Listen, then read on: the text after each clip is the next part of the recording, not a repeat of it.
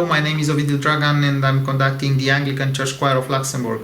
I would like to give you some explanations about Te Deum by Ernest John Moeran in order to help you to record your parts better. Moeran was an English composer of Irish descent, strongly influenced by Irish folk music.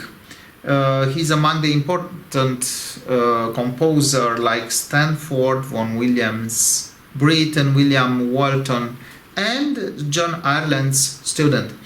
Moeran reached the symphonic complexity in his works, composing large-scale orchestral works, including 2 symphonies, violin concerto, cello concerto, sinfonietta, serenade, chamber music. In his works, he included the Irish melodic dimension, in which the 4th and the 5th can be the predominant intervals.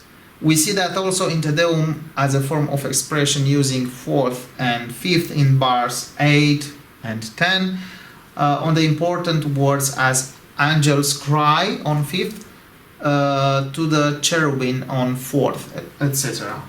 To the whole angels cry aloud, and this is the 5th, and the 4th further, to the cherubim and seraphim.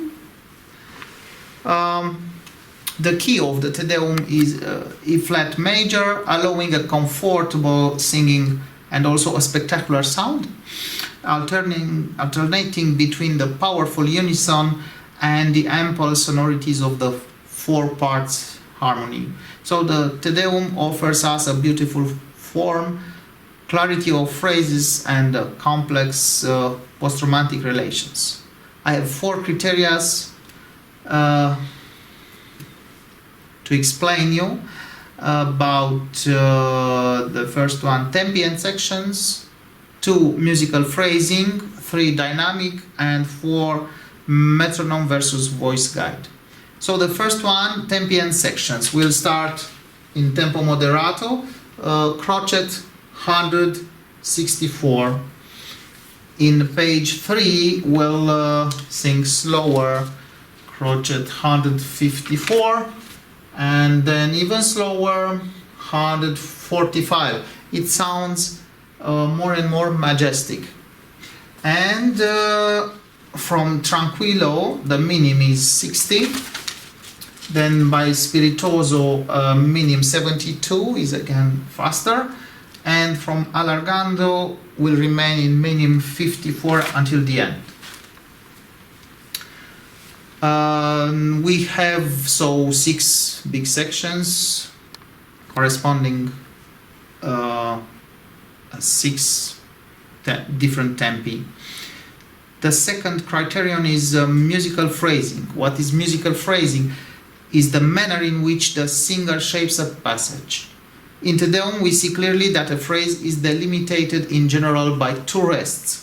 The suggestion would be to sing each phrase without breathing, but if we need to breathe, please breathe no matter where, but please keep the same form of the phrase, having a soft beginning, a climax as a highest peak of each phrase, and the termination masculine or feminine.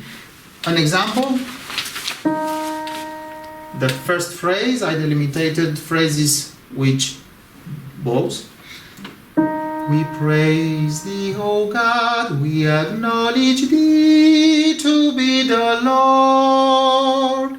As you see, is written forte, but I started in a soft manner, in a soft color, as mezzo piano or mezzo forte, and I am sustaining very much the last word, Lord. All the earth doth worship thee, the Father everlasting. Feminine termination. The concept of singing together in the choir is to have the same form of phrasing, starting and closing each phrase in the same time, pronouncing the lyrics in the same time with the guide received. In the guide I sent you, you'll hear a soprano, tenor, and bass singing according to the soprano, beat with beat, phrase by phrase, word by word. The third criterion the dynamic. If you see a phrase written in forte or fortissimo, this is only a general color of the phrase, but you'll begin softly like mezzo piano or mezzo forte, and you'll develop the phrase reaching the peak and sustaining the last note with a lot of air. The last criterion, the fourth one, is the metronome versus voice guide. Sometimes a phrase is reaching its autonomy, making the singer diminish the time lapse, inviting him to hurry a bit, not arriving before the metronome, but shortening the phrase a bit and giving a certain unity. That's why I recommend in this stage to sing exactly with the soprano guide, even if it sometimes happens that the soprano is slightly ahead of the metronome. It's the case in page 4 and 5. Please sing with soprano, ignoring the metronome for a phrase or two. Anyway, the metronome will be erased in the final stage of the editing.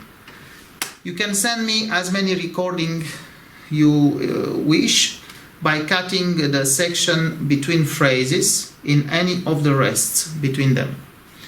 So I look forward to receiving from you nice and beautiful audios. Thank you.